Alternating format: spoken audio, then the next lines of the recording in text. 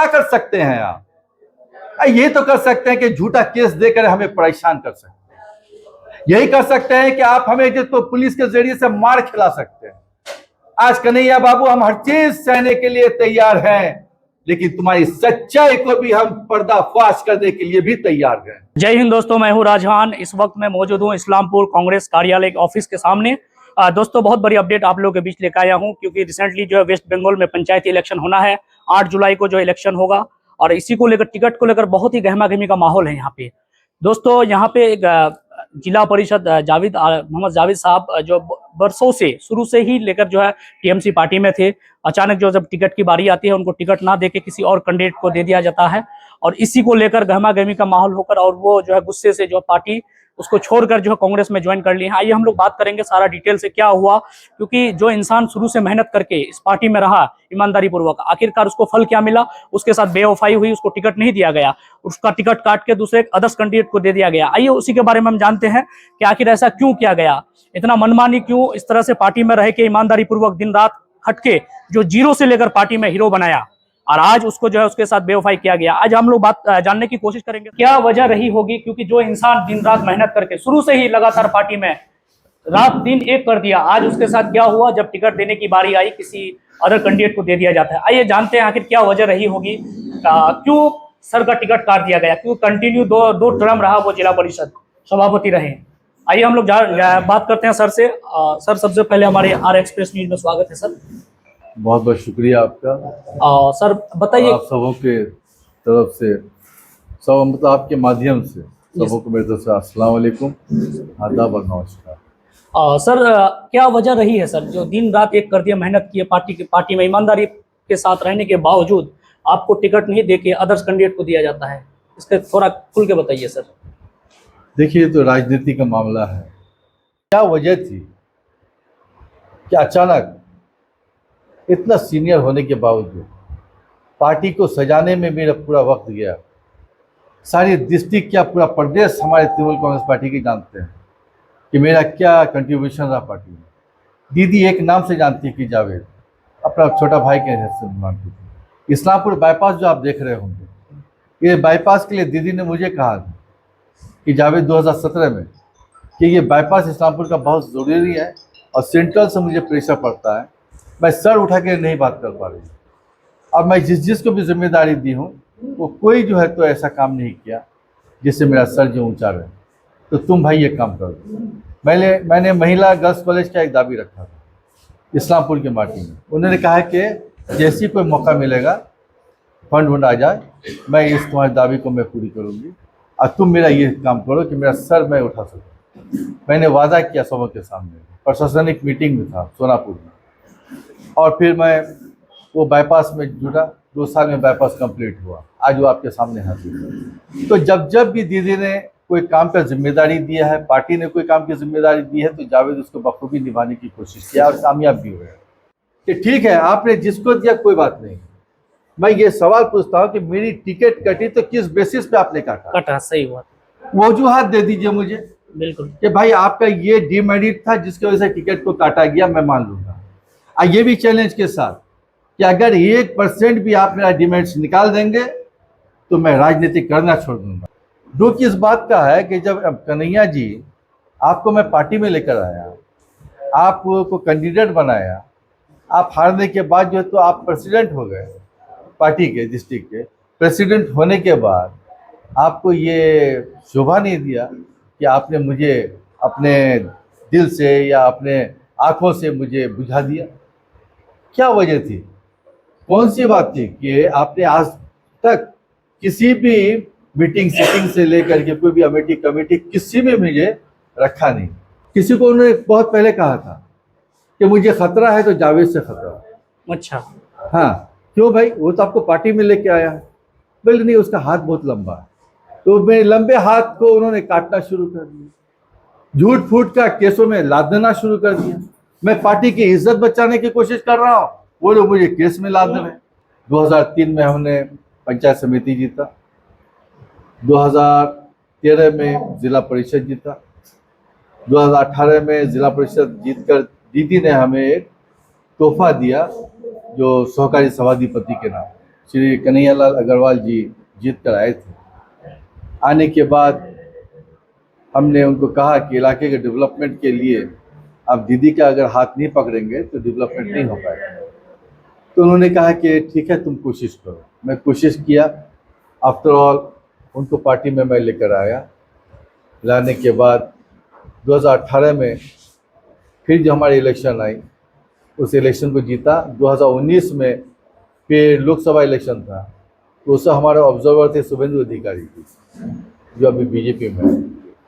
तो उन्होंने कहा कि जावेद, एयरपोर्ट से मैं लेके आ रहा था, तो उन्होंने कहा कि जावेद ऐसी बात है, एमपी कैंडिडेट जो हमारे हर जगह सिलेक्शन हो गया है, लेकिन उत्तर दिनाजपुर में नहीं हो पा रहा, किसको किया जाए। हमने कहा कि कन्हैया जी फिटेस्ट कैंडिडेट है, आप उनको दीजिए तो जीत के आएंगे। तो फिर उन्होंने उसको कंटिन्यू किया, वो जीत के आने के कगार पर थे। अब मुझे भेज दिया गया आपके किशनगंज बिहार में, एमपी का कैंडिडेट तृणमूल कांग्रेस पार्टी से। मैं वहाँ एंगेज हो गया। यहाँ पर जो कुछ वोटों से ये हार गया। पार्टी के नीति में, एक संविधान में है कि जो जहाँ का एमएलए है वो वहाँ का चेयरमैन, अच्छा, संगठनिक चेयरमैन, संगठन चेयरमैन। और उसी के थ्रू से जितना भी आपको कैंडिडेट का लिस्ट वगैरह होगा तो उन्हीं के थ्रू से होगा, बछाई भी उन्हीं से होगा। अच्छा, ये हर एमएलए कर रहे हैं। अच्छा, लेकिन स्पेशली इस्लामपुर में कन्हैयालाल अग्रवाल जी कभी भी एमएलए को लेकर चलने की कोशिश नहीं की। यही वजह रहा कि हमारे senior most MLA Chaudhary Abdul Karim Sahab 11 बार का एमएलए है, जो पूरे हमारे पश्चिम बंगाल के विधानसभा में नहीं, पूरे हिंदुस्तान की विधानसभा में सबसे सीनियर एमएलए यही है, जो कंटिन्यू चलते हुए आ रहे हैं। लेकिन उनकी भी बातों को ये लोग मानते नहीं है। और देखा भी गया था कुछ दिन पहले, ये बेचारे अभिषेक बनर्जी का जो बिल्कुल। प्रोग्राम किया गया था, उनको बहुत बड़ा जो है इंसल्ट किया गया था। इंसल्ट किया गया। जिस आदमी को आप पार्टी में लाए, उसी पार्टी वही इंसान आज आपको पार्टी से निकाल दिया। मैंने ये कैसी राजनीति है सर? ये देखिए, इसके बारे में ये थोड़ा बताइए। सबसे घटिया राजनीति है। आज के दौर का राजनीति का ये शक्ल है। सत्य राजनीति अगर हो तो लोगों की उसमें कीमत रहती है, अहमियत रहती है, सम्मान रहता है। और कहावत भी है कि जिस जगह में तुम्हारा सम्मान ना रहे, जिस जगह में तुम्हारी इज्जत सुरक्षित ना रहे, वो जगह को बदल डालो। भैया ये टिकट का क्या हो रहा है? तो उन्होंने कहा नहीं, आपका लिस्ट में नाम है, आपका टिकट होगा ही। रब्बानी साहब ने 2 दिन पहले कहा। 2 दिन पहले की बात। उसके बाद उस दिन जो बात किया कि आज कोई लिस्ट निकलने वाला था, निकला या नहीं निकला, तो कि आप जो है तो डिस्ट्रिक्ट प्रेसिडेंट से पूछ लीजिए। रब्बानी साहब ने कहा, डिस्ट्रिक्ट प्रेसिडेंट से पूछा कि भैया क्या हुआ, लिस्ट में कुछ आया? भाई कि नहीं, वो आपका टिकट जो है तो नहीं दिया गया। वो टिकट जो है तो उसको दिया गया जिसका नाम आपको क्या है, जाकिर नाम था, जाकिर हुसैन। वो भी कहाँ से जाकिर है? वो भी कलानागिन एक जगह है हमारे कॉन्स्टिट्यूंसी से, उसी में। अच्छा, उसी से। तो इन्होंने कहा कि जाकिर हुसैन, आखिर मेरा टिकट कटा कैसे? तो इन्होंने कहा कि वो आईपीएक को अगर इंक्वायरी किया, और आईपीएक का इनको ये नहीं मालूम कि आईपीएक का जितना भी इंक्वायरी करके गया है, सब रिपोर्ट में जावेद अख्तर का नाम 1 नंबर में है। हमेशा वो जो तो वार्ड का इलेक्शन में हारता रहा है, समझ गए? अच्छा, जिसको टिकट दिया गया, टिकट दिया हमेशा। आज तक वो नहीं दिखा सकता कि वो कोई इलेक्शन को, वार्ड का इलेक्शन जीत के आ जाए, आज तक वो शो नहीं कर सकता। उसके बाद क्या है, खुद एक वो जो तो हेड टीचर भी है, अच्छा, हाई मदरसा का टीचर, उनकी वाइफ भी टीचर है। आप जो है तो उस अंचल के अंचल प्रेसिडेंट भी है पार्टी का, आपकी वाइफ महिला प्रेसिडेंट है। अच्छा, अब बचा कुचा जिला परिषद था तो वो भी आप ही को दिया जाए। क्या प्लानिंग रहेगी? क्योंकि यहाँ पे करीम चौधरी साहब विधायक है, उनके साथ भी कहीं उनका जो रवैया ठीक नहीं है, और उनको भी इग्नोर किया जा रहा है, और आपको भी पार्टी से निकाल देना, मतलब कहीं ना कहीं किस और जा रहा है पॉलिटिक्स? पार्टी से निकाला नहीं गया, मतलब टिकट नहीं देना, टिकट क्योंकि उनको अपने अख्तियार में रखा था, अपने हाथ में रख के जहां तक जितना जद्दोजहद हुआ, किस लालच में टिकट को डाइवर्ट किया गया। चौधरी साहब हमारे बेचारे बहुत ही सीनियर मोस्ट लीडर, आप उनको इग्नोर करके चलते हैं। आप क्या थे? चौधरी साहब की उंगली को पकड़ के आप राजनीति में आए, और आज आपने क्या किया? शायद ये आपके फितरत में है या आपके ब्लड में है, गद्दारीपन। मीर जाफर का रोल आपने प्ले किया है। आज उनके साथ साथ मुझे भी आप लपेट लिए, तो मैंने सोचा कि नहीं, ऐसे इतना बर्दाश्त करना भी ये अच्छी बात नहीं है। पता ये चला कि 2018 का जो इलेक्शन आया पंचायत का, तब से इन्होंने पार्टी के नाम पे दुकानदारी खोल दिया। चलो। और जब दुकानदारी खुली तो एक एक कैंडिडेट, एक एक वार्ड से जो तो 3-3 4-4 कैंडिडेट खड़े हैं, टिकट मांगने के लिए जाते हैं तो बोले कि नहीं, पहले एडवांस इतना जमा दे दो। अच्छा, पैसा भी लिया जाए? पैसा मिले, पैसे पे यहाँ पे टिकट बिकना शुरू हुआ और लोग लाचार होके वो टिकट के लिए पैसे देते रहे। आवाज किसी ने उठाया नहीं। ग्राम पंचायत का मेंबर, पंचायत समिति का मेंबर, जिला परिषद का मेंबर, सबका एक रेड बंधा हुआ है। वरना कारण क्या है? जीता हुआ कैंडिडेट हमारा जिला परिषद 4 नंबर सीट, अर्जुना बेगम, हमीदुर रहमान साहब एमएलए साहब की बेटी, वो जीती हुई कैंडिडेट थी, कर्मो दक्का भी थी। उसका टिकट एक कॉन्ट्रैक्टर पा रहा है चोपड़ा में, जो एक वार्ड का मेंबर है, पहली बार मेंबर, वो जो है तो जिला परिषद का टिकट पा रहा है। किससे छीना भाई? किस बेसिस पे छीना? आप जरा कॉस्ट तो बताइए। मेरा क्रेडेंशियल के बराबर किसी का क्रेडेंशियल नहीं होगा मेरे डिस्ट्रिक्ट में। जा रहा है सभी लोगों, क्योंकि पुराने लोगों को पार्टी से हटाया जा रहा है, दूर किया जा रहा है ताकि अपना मनमानी कर सके। बिल्कुल, मैं वही कह रहा था जी कि पुराने बॉडी मेंबर आरएसएस के हैं, वो उनका टारगेट जो है तो हमेशा बीजेपी की तरफ रहा। पश्चिम बंगाल में दीदी की वजह से बीजेपी यहाँ पनप नहीं पा रही है और आप एक तरफ यहाँ पे पार्टी को तोड़ करके आप जो है तो बीजेपी को सुविधा कर रहे हैं, रास्ता दे रहे हैं कि आप जीत करके आओ और मेरा शक्ति बढ़ेगा। वो चाहते हैं कि 2-4 जिला परिषद बीजेपी से आ जाए, कुछ हमारे ग्राम पंचायत आ जाए, पंचायत समिति आ जाए, तो ये एक क्रेडेंशियल दिखा करके मैं 2024 में बीजेपी का कैंडिडेट हो जाऊंगा। ये उनका टारगेट है, ये मैं बोल रहा हूं जावेद अख्तर। जाकिर हुसैन प्रेसिडेंट है, उसके कांधे पर बंदूक रख के फायरिंग अगर कर रहा है तो कन्हैया जी कर रहा है। अच्छा, लेकिन बदनामी का जो घड़ा है वो जाकिर हुसैन के ऊपर में लटक रहा है। फायदा ये सन्यासी बन के ले रहे हैं। मैं खुल के कहता हूं, इसका मतलब ये है कि जाकिर हुसैन को आप जो है तो सिर्फ मोहरा बनाए हैं, आप फायदा उसका आप ले रहे हैं। पार्टी का नीति है कि आदमी जीत करके एक बार आता है, आप हटा देते हैं। ये तो हमने कहीं देखा नहीं। अगर हटा देते हैं तो उसका क्या खामी है, क्या उसका कॉज है, वो दिखाइए ना भाई, आप दिखाइए तो। लेकिन आपके अंदर दम नहीं, आप दिखा नहीं सकते हैं, क्योंकि चोर तो आप बने हुए हैं, चोरी आपके अंदर छुपी हुई है। आपकी चोरी को जावेद ने पकड़ा है।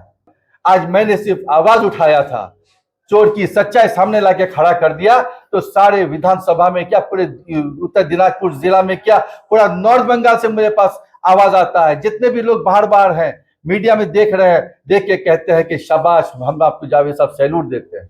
लोगों की, हमारे टाउन के लोग कहते हैं कि आज तक किसी के अंदर साहस पैदा नहीं हुआ कि उसके खिलाफ में कोई कुछ बोल सके। आपने बोला है, हम लोग का आंख भी खुल गया है, कान भी खुल गया है और हमारे अंदर शक्ति भी आ गई है। अभी आप कांग्रेस से लड़ रहे हैं? जी हाँ, कांग्रेस नॉमिनेशन की है इस बार। मैं धन्यवाद देता हूं।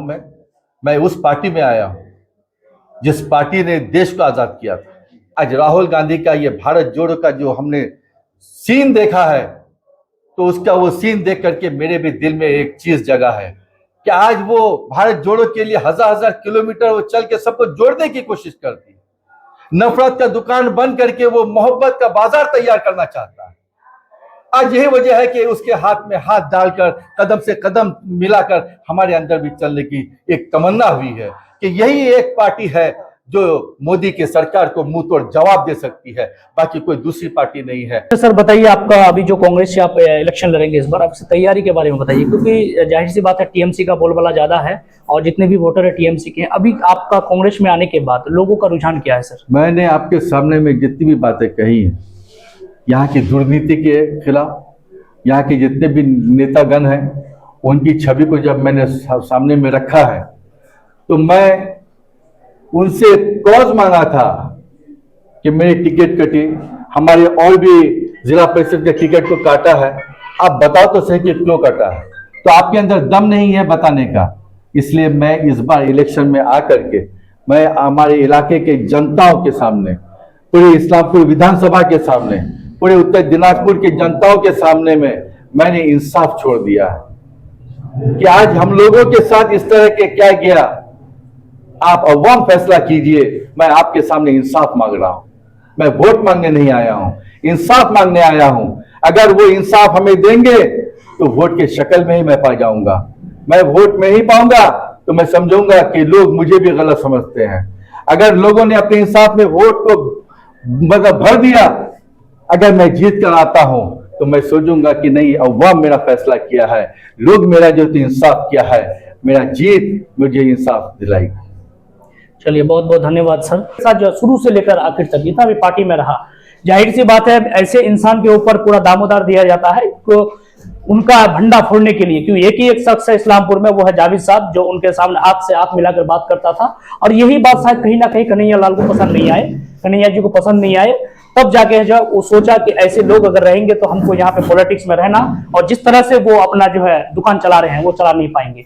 यही रीजन रही होगी, इसलिए जो है इसको टिकट नहीं दिया गया। बहरहाल अभी फाइनली जो है कांग्रेस में ज्वाइन कर चुके हैं। इस बार जो है सभापति जो जिला परिषद में लड़ेंगे इलेक्शन, और देखा जाएगा इलेक्शन के बाद ये सब छोड़ दिया फैसला अवाम पर, अवाम क्या फैसला करती है।